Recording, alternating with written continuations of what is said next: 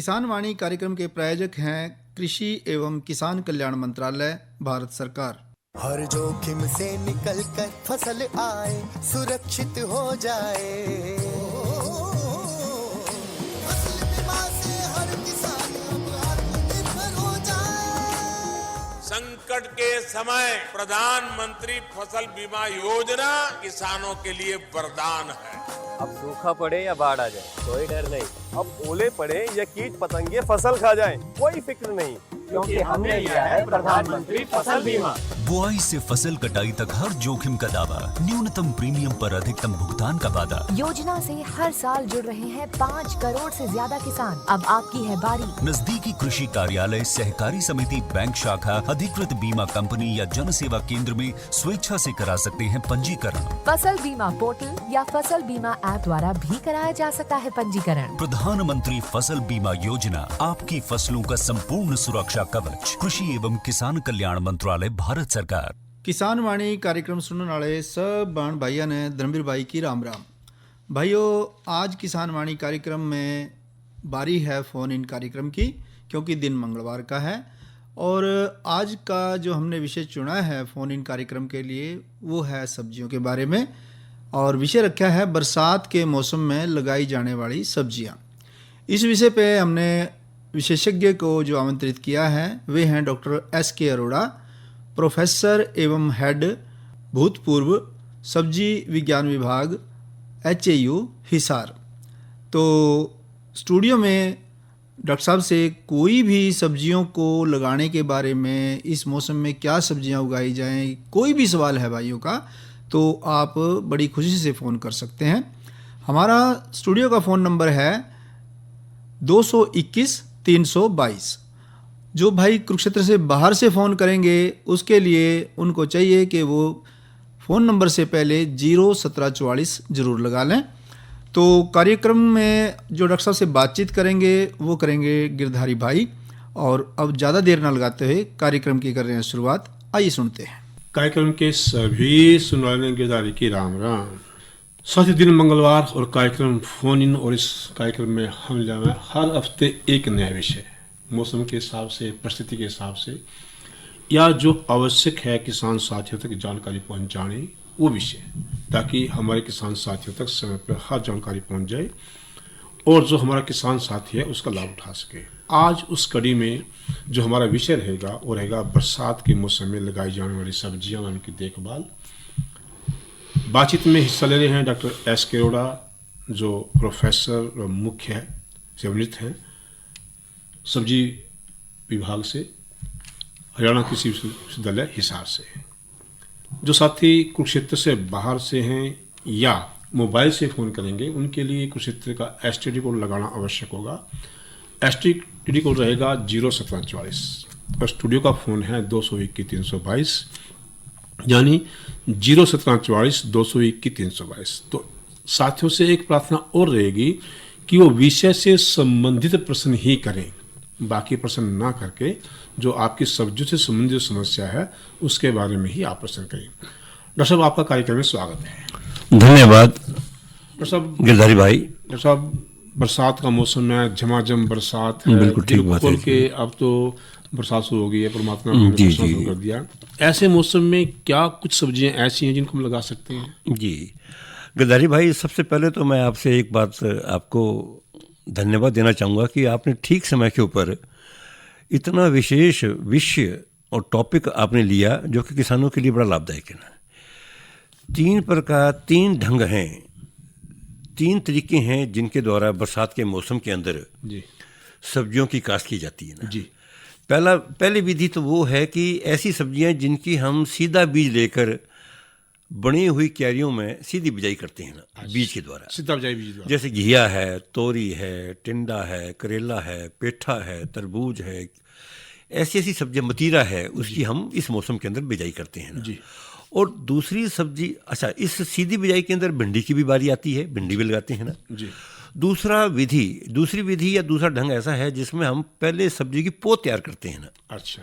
पोत तैयार करके फिर उसकी रोपाई करते हैं। उसमें टमाटर है, बैंगन है, मिर्च है, खरीफ प्याज है, खरीफ प्याज के गंठे भी लगाते हैं इस मौसम के अंदर। ये दूसरी विधि है। और तीसरी ढंग जिसमें सब्जी हम लगाते हैं कलमों के द्वारा। जी कटिंग तैयार करते हैं, कलम तैयार करते हैं, जैसे शकरकंदे की कलम। तो प्यारे किसान भाइयों, 3 प्रकार की ढंग हैं, विधियां हैं, जिनके द्वारा आपने इस मौसम के अंदर, बरसात के मौसम के अंदर आपने सब्जियों की काश्त करनी है। आओ प्यारे किसान भाइयों, हम पहली विधि सीधे बीज वाली सब्जियां, जिनका सीधा बीज हमने खेत में लगाना है, उसके बारे में हम बातचीत करेंगे। जी उसमें सबसे मुख्य है घिया। जी आजकल के मौसम में घिया का बहुत उपयुक्त समय है लगाने का। घिया के बारे में मैं आपको एक बात कहना चाहूँगा कि आपको ऊपर उठी क्यारियाँ बनाकर, जिसकी चौड़ाई लगभग 2 मीटर हो, लंबाई 3 या 3.5 मीटर हो, बीच में नाली होती है, 2 क्यारियों के बीच में नाली है, उस नाली के 60 सेंटीमीटर की दूरी पे किनारे पे आपने इसकी बिजाई करनी है। यानी पहली क्यारी शर्त है क्यारी उठी हुई क्यारी हो, क्योंकि बारिश का मौसम है गिरधारी भाई, बारिश आओगी तो खाम का बीज डूबेगा, इसलिए हमने नाली जरूर बनानी है ना। नाली बना के हमने उसके किनारे पे ही उसकी बिजाई करनी है। अब गिरधारी भाई, सबसे महत्वपूर्ण बात मैं जानकारी जो आज देने के लिए आया हूँ किसानों को, कि किसान भाई 2 प्रकार की किस्में होती हैं। एक तो होती है ओपन पॉलिनेटेड और एक होती है संकर जाति। जी किसान भाई अगर घिया की फसल को आजकल लगाना चाहें, कुछ संकर जातियां ऐसी हैं जिनकी झाड़, जिनकी उपज, जिनकी फलत ओपन पॉलिनेटेड किस्मों की तुलना में। पहले फोन ले। हेलो हेलो हेलो, हाँ जी, कहाँ से बोल रहे हैं? मैं खेड़ीदास दलान जिला कुरुक्षेत्र जी। अपना नाम? सिलिंडर है जी। सिलिंडर जी, क्या पूछना है? हरी मिर्च में मरोड़िया रही थ्रिप्स कहाँ जना जी? अच्छा, हाँ जी। डॉक्टर साहब, इनके हरी मिर्च में मरोड़िया आया है, थ्रिप्स। सर आप भैया, आपका शुभ नाम क्या है? सुरेंद्र। सुरेंद्र, हेलो, आप मेरी बात सुन रहे हैं सुरेंद्र जी? सुरेंद्र जी, बात सुन रहे हैं आप मेरी आवाज़ सुन रहे हैं? सुरेंद्र जी, मैं सबसे पहले ये जानना चाहूँगा कि आपने मिर्च की रुपाई कब करी थी? मार्च में करी थी जी। कौन सी किस्म के बारे में जानकारी दे सकते हो? कौन सी किस्म लगाई थी आपने? हाँ जी, अंगार है जी, अंगार है जी ब्रेड। भाई मेरी बात सुनो, आपको ऐसी ऐसी किस्म लगानी चाहिए जिनमें बीमारी बिल्कुल भी नहीं आती और किसी भी तरह का कोई कीटनाशक या फफूंदनाशक दवाई छिड़काव करने की जरूरत नहीं पड़ती। आपको चाहिए वीरजी वैरायटी लगाएं आगे से। और इस समय आप मरोड़िया की रोकथाम के लिए एक कीटनाशक दवाई आती है जो कि धोलिया मच्छर विषाणु रोग को फैलाता है। धोलिया मच्छर की रोकथाम करोगे तो विषाणु रोग आगे नहीं फैलेगा। आपको चाहिए कि आप अपनी मिर्च की फसल में इमिडाक्लोप्रिड आधा ml दवाई और 1 लीटर पानी में मिलाकर उसका छिड़काव करें। और दूसरा इसका अच्छा उपाय, बढ़िया उपाय यह है, हमारे हरियाणा कृषि विश्वविद्यालय ने धोलिया मच्छर की रोकथाम के लिए नीम ऑयल, जो कि बाजार में निम्बेसिडिन के नाम से मिलता है, वो 1500 ppm ताकत वाला आप 3 ml दवाई लेकर 1 लीटर पानी में मिलाकर आप नीम ऑयल का छिड़काव करें। ये छिड़काव आप 7 दिन के बाद दोहरा भी सकते हैं। इस प्रकार से आप देखेंगे कि धोलिया मच्छर खत्म हो जाएगा और विषाणु रोग भी कंट्रोल में आ जाएगा जी। तो साथी तक आवाज़ पहुंच चुकी हमारी, किसी कारणवश का फ़ोन कट गया, लेकिन हमने समस्या का समाधान कर दिया है। तो सब हम बात करें सीधी बिजाई की। हाँ जी, हाँ जी। तो कि सीधी बिजाई और उसमें संकर जाति ले लें। हाँ, जैसे घिया की संकर जातियाँ हैं, हरूना वैरायटी बहुत अच्छी किस्म है जो कि लंबी फल वाली है, दूसरी मल्लिका है, तीसरी अनोखी है, चौथी बलवंत है और 5वीं जो सबसे उन्नत किस्म है माइको नंबर 10 या 8। ये किस्में आजकल लगाने वाली हैं। जुलाई अगस्त के महीने में आप इनको बड़े आराम से लगा लीजिए। सबसे अच्छा झाड़ है और किसी भी प्रकार का इसमें कोई बीमारी या रोग नहीं आता जी। तो ये तो रही घिया की बात है ना जी। अब दूसरी फसल जो किसानों ने आजकल लगानी है जी। उसमें है करेला जी। पहले किसान भाइयों, देसी करेला तो बाजार में उपलब्ध होता ही होता है, परंतु अच्छी संकर प्रजातियां आजकल बाजार में उपलब्ध हैं। इनका आप प्रयोग करें, इनसे झाड़ कम से कम आपको पुरानी किस्मों की तुलना में 50% ज़्यादा मिलेगा जी। और ये करेला की संकर प्रजातियां हैं प्राची, राजा 22 नंबर, अमनश्री, नूर, सन्नी और अभिषेक। जी। ये 6 किस्में हैं जिनकी आपने आजकल के समय में बिजाई करनी है। और करेले की बिजाई भी ऊपर, गिरधारी भाई, ऊपर उठी क्यारियों में ही आपने करनी है। पौधे से पौधे की दूरी आपने 60 सेंटीमीटर रखनी है और बेड से बेड की दूरी आप 2 मीटर रखेंगे ना। लंबाई 3 मीटर करें, 4 मीटर करें, वो आपकी इच्छा है ना। डॉक्टर साहब, मेरा सवाल रहेगा। हाँ जी। कि बिजाई क्यारियों तो कर देंगे, क्या बिजाई करने से पहले किस तरह की खेत की तैयारी करनी पड़ती है? खेत की तैयारी करने से सबसे बढ़िया तो ये रहेगा कि जब आप खेत की तैयारी करें, जहां आपने बीज बोना है वहां कम से कम 2 मुट्ठी वर्मी कंपोस्ट, केचुआली खाद आप डाल दीजिए। खुरपे के द्वारा उसकी नड़ाई कर दें, गुड़ाई कर दें, और एक बीज को बड़े आराम से आप एक जगह एक ही बीज लगाना है, आपने 2 बीज नहीं लगाने ना। क्योंकि संकर प्रजाति है, आपको 1 एकड़ में लगभग 500 से 600 ग्राम बीज की जरूरत पड़ेगी। जो ओपन पॉलिनेटेड वैरायटी हैं उसमें तो 1.5 किलो तक बीज लगता है, परंतु संकर प्रजाति के बीज बड़े महंगे हैं। आपको एक ही बीज एक जगह लगाना है और लगभग 500 से 600 ग्राम बीज प्रति एकड़ की दर से आपको जरूरत पड़ेगी ना। केचुआली खाद का प्रयोग जरूर करें। ये केचुआली खाद जमीन को नरम रखेगी, हवा का आना जाना बना रहेगा, नमी को बना के रखेगी। और अगर कभी मान लो आपने बिजाई कर दी, बिजाई करने के पश्चात बारिश भी आ गई तो बीज को किसी भी प्रकार का नुकसान नहीं है ना। तो केचुआली खाद के प्रयोग करने के बहुत ही लाभ हैं। क्या किसी तरह के बीज उपचार की जरूरत पड़ेगी इसके अंदर? आपको जो बाजार से बीज मिलेगा पैकेट में, वो ऑलरेडी थायरम से उपचारित होता है। आपको अलग से करने की जरूरत नहीं है ना। थायरम ट्रीटेड होता है वो बीज, तो उसी का ही आप प्रयोग कीजिएगा ना। और तीसरी फसल जो कि आजकल के मौसम में किसान भाइयों को उसको मैं सुझाव दूंगा, वो है पेठा, पीले रंग का पेठा। पीले रंग के पेठे, कद्दू कैसे, तो कद्दू पेठा कह सकते हैं। एक तो पेठा जो मिठाई बनती है, एक पेठा जो सब्जी बनती है। जो गिरधारी भाई जिसकी मिठाई बना है वो तो है एश गॉड। अच्छा। Ash gourd, wax gourd, white gourd, कई नाम है। जो पीला पेठा है, जो कि विटामिन ए का बहुत अच्छा साधन है, सोर्स है हमारे शरीर के लिए, वो पेठा जिसका वजन कम से कम 10 किलो 15 किलो एकरा है, और एक बेल के ऊपर 2-3 आराम से बड़े लग जाते हैं। तो पेठे की बजाय आप सब्जी के लिए, हलवे के लिए नहीं, जो मिठाई बनाते हैं उसके लिए नहीं, सब्जी के लिए, तो इसमें 4 किस्में प्यारे किसान भाइयों आप नोट कर लीजिए, जो कि बाजार में संकर प्रजातियां उपलब्ध हैं, उन्हीं का ही आप प्रयोग करें। ये पेठे की संकर जातियां हैं Chamunda, VNR P6 number, Pusa विश्वास और अर्का चंदन। ये 4 किस्में हमारे हरियाणा के लिए बड़ी उपयुक्त हैं, क्योंकि किसानों के खेतों में जाने का जहाँ मौका मिलता है तो मैंने ये देखा है कि किसान इन्हीं किस्मों को बहुत ज़्यादा लगाते हैं और ये बहुत अच्छा फल देने वाली हैं। इनमें बीमारी भी नहीं आती, किसी प्रकार के कीट का, बीमारी का प्रकोप भी बहुत कम है, जिससे आपको दवाइयों का खर्चा भी नहीं करना पड़ेगा। पहले किसान भाइयों, इस वर्षा ऋतु में, बारिश के मौसम के अंदर 2 प्रकार की सब्जियां जो कि डॉक्टर गिरधारी भाई बहुत रिकमेंड करते हैं, सिफारिश करते हैं, उनकी एक अनुशंसा रहती है कि भाई आप 60 साल के हो लिए तोरी जरूर खाओ जी, या चिकनी तोरी हो या धारी वाली तोरी हो, आजकल के मौसम में लगने वाली है। तो पहले किसान भाइयों, जब आप तोरी का बीज बाजार में लेने के लिए जाएं, 5 किस्में रामा तोरी की हैं, जिसको हम स्पंज गॉड कहते हैं, चिकनी तोरी कहते हैं। ये 5 किस्में कौन कौन सी हैं? पहली है लोहित, जिसको सत्ता के नाम से भी कहते हैं जी। दूसरी मोहित जी। तीसरी अलोक जी। चौथी सुंदरी जी। और 5वीं है संध्या जी। ये तो रामा तोरी की किस्में हैं। और एक धारी वाली तोरी होती है, पूसा नसदार, उसकी बहुत ही अच्छी किस्म है, जिसको कि आप आजकल के मौसम में लगाएंगे तो आपको कम से कम 35 से 40 दिन के बाद इसके फूल आने शुरू हो जाएंगे और आप लगातार इसकी फसल अक्टूबर-नवंबर तक ले सकते हैं। चर्चा करेंगे थोड़ी सी विराम के बाद। कोरोना वायरस के खतरे से बचते हुए फसल की कटाई, बिक्री, खरीद, नई फसल की जुताई और बुआई सुरक्षित हो सकती है अगर हम लगातार हाथों को साबुन और साफ पानी से नियमित अंतराल पर धोते रहें।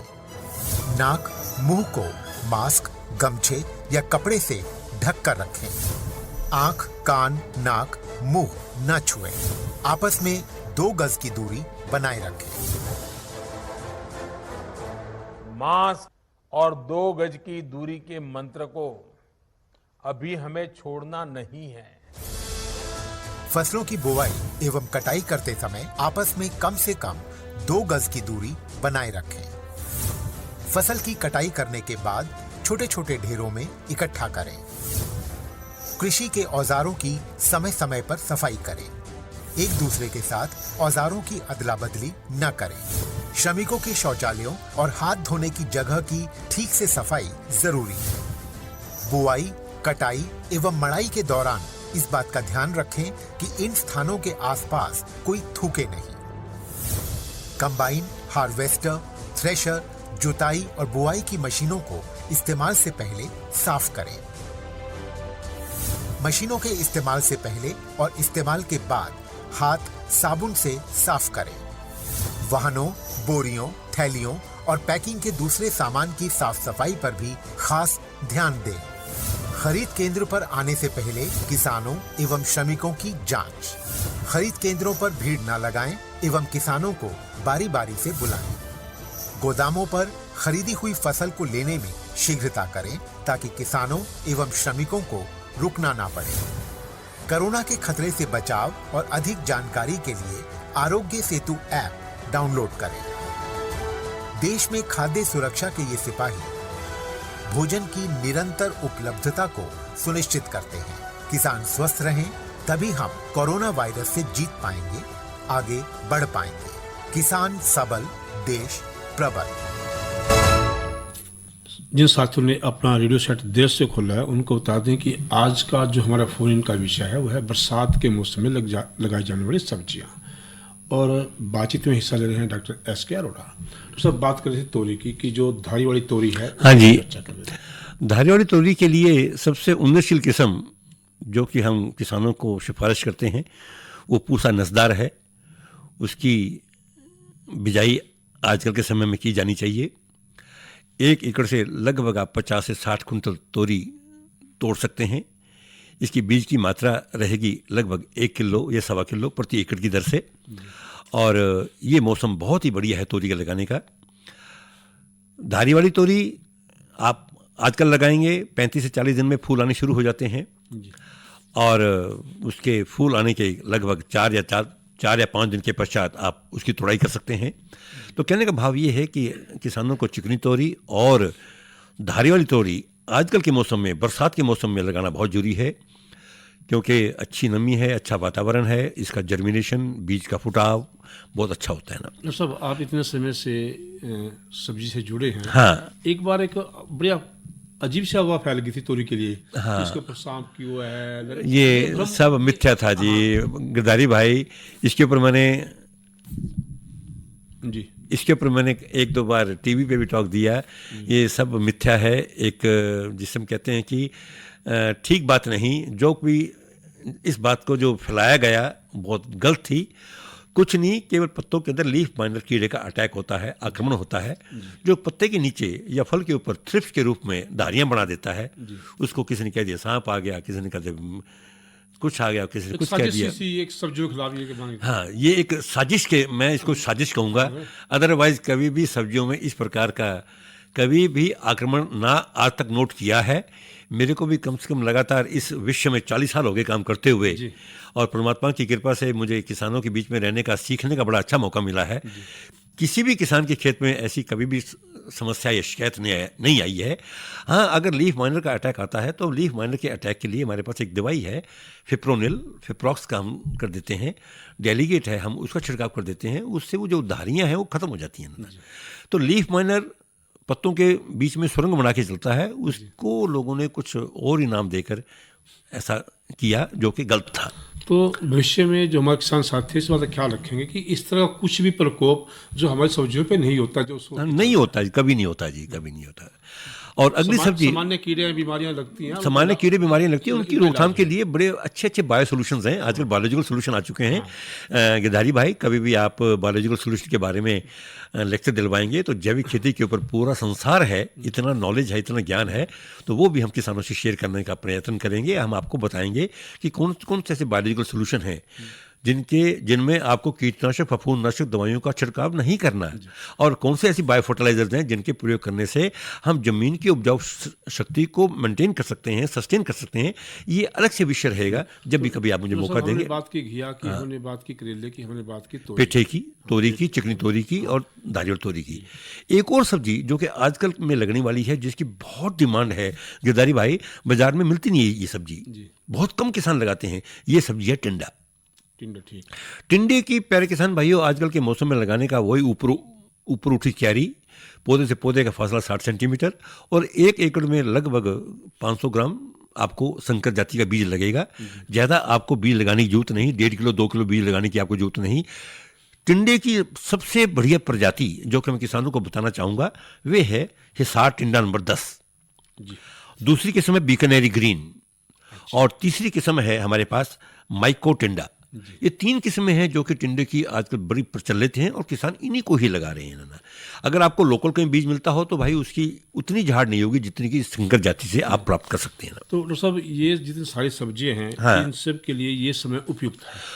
जून जुलाई का महीना, जुलाई अगस्त का महीना, बल्कि मैं यही कहूँगा जुलाई अगस्त का महीना बहुत ही सही समय है लगाने का। बरसात के मौसम में सब्जियां यही लगती हैं, इन्हीं को ही किसानों को लगाना चाहिए ना। जहाँ तक हम सोचते हैं कि बरसात खूब आएगी तो लगता है इन फसलों को पानी की आवश्यकता भी नहीं पड़ेगी जी, पानी की जरूरत बिल्कुल भी नहीं पड़ती क्योंकि बारिश इतनी अच्छी हो रही है।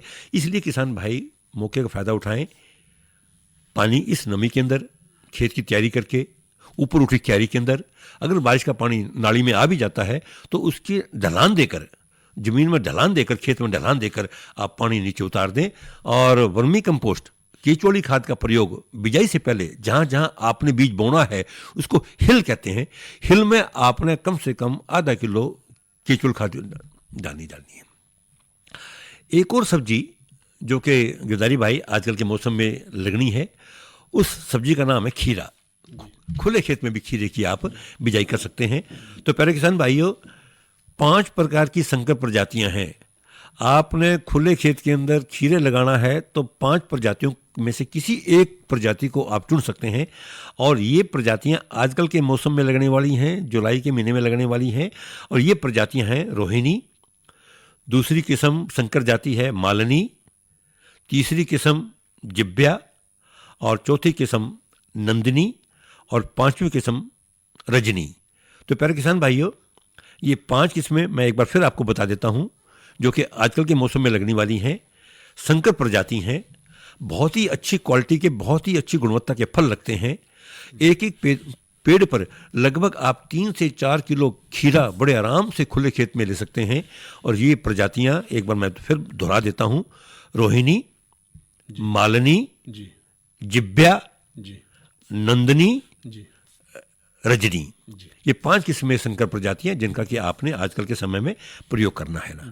तो प्यारे किसान भाइयों बेल वाली सब्जियों में वाइन क्रॉप्स के अंदर मैंने आपको 5-6 सब्जियों के नाम बताए जिसमें घिया, तोरी, करेला, पेठा, दादी वाली तोरी, चिकनी तोरी और टिंडा, जिसके बारे में मैंने आपको संकर प्रजातियों के बारे में जानकारी दी।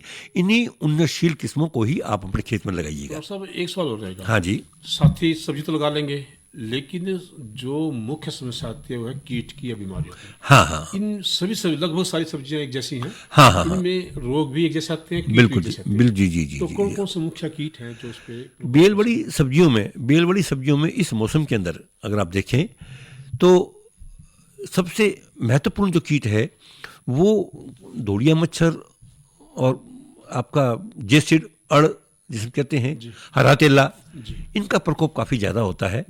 तो इन सब्जियों में इन चीज़ों से बचने के लिए सबसे महत्वपूर्ण बात यह है कि आप नीम के तेल का प्रयोग करें। नीम ऑयल ये बोटेनिकल पेस्टिसाइड है जिससे कि धोड़िया मच्छर हो, तेला हो, हरा तेला हो, चेपा हो, उसकी आप बड़े आराम से रोकथाम कर सकते हैं। प्रयोग कैसे करेंगे? इसका प्रयोग 1500 ppm की ताकत वाला नीम ऑयल बाजार में मिलता है। उसमें गिरधारी भाई साल्ट होता है अजाडिरेक्टिन। अजाडिरेक्टिन का 1500 ppm वाला तेल आप लेकर आएंगे, उसका 3 ml दवाई और 1 लीटर पानी मिलाकर आप ऐसी अवस्था में छिड़काव करें जब धूप निकली हो, बारिश ना हो, मौसम खुला हुआ हो, पत्ते गर्म हो, उस समय आप लगभग 10 बजे 11 बजे आप नीम तेल का छिड़काव करें, नीम के तेल का। तो इससे जितने भी कीट हैं वो उनकी रोकथाम हम कर सकते हैं ना। तो छिड़काव की विशेष विधि होगी इसमें? छिड़काव जैसे आमतौर पे पीठ वाला पंप होता है जी, हम जो पीठ पे बांध के छिड़काव करते हैं, नैपसैक स्प्रे पंप से आपने छिड़काव करना है। और 1 एकड़ में लगभग 8 से 10 ढोलकी लगती हैं। तो नीम का तेल आजकल बहुत ही कामयाब है और सस्ता भी पड़ता है।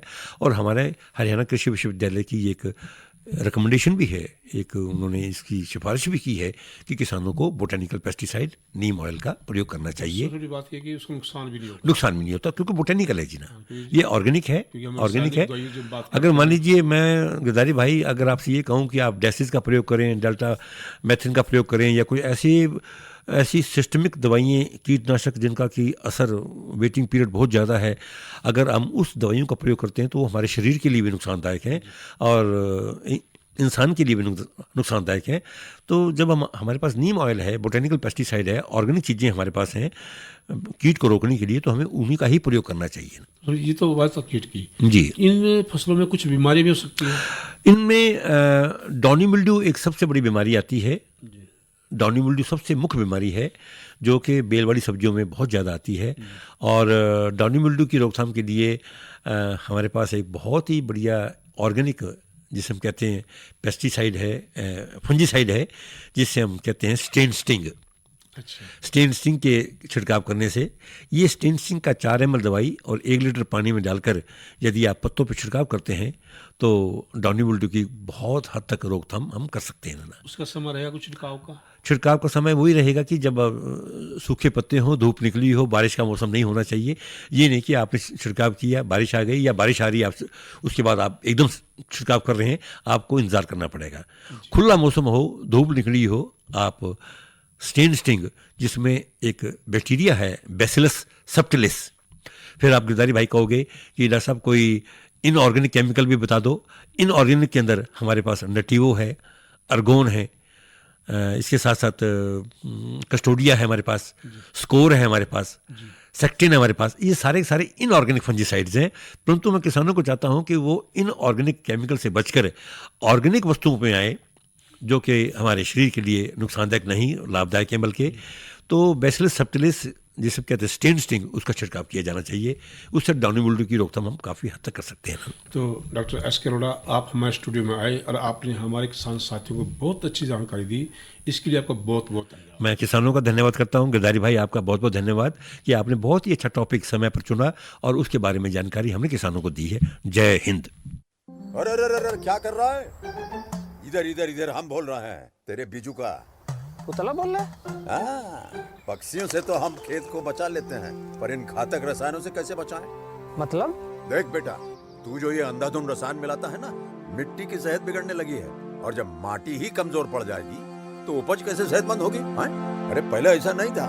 पूछना अपने बड़े बुजुर्गों से, कैसे फसल लहलहाती थी, शुद्धता झलकती थी। हाँ, माटी भी तंदुरुस्त और लोग भी।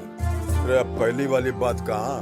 पर अब तो सभी डाले हैं। सब नहीं, आज भी लाखों जागरूक किसान परंपरागत विधि से फसल उगा रहे हैं। खर्चा कम और उपज की कीमत भी बेहतर पा रहे हैं। सच है? रे बेटे, एक्सपीरियंस से बता रहे हैं, धूप में बाल सफेद नहीं किए हैं। हाँ। ठीक है भाई, मैं भी आज से जैविक खेती शुरू करूंगा। माटी से प्रेम की परंपरा है, परंपरागत खेती। तो ये था हमारा आज का किसान वाणी कार्यक्रम। इस कार्यक्रम के प्रायोजक थे कृषि एवं किसान कल्याण मंत्रालय, भारत सरकार। धर्मवीर भाई ने दो इजाज़त। अच्छा भाइयों, राम राम।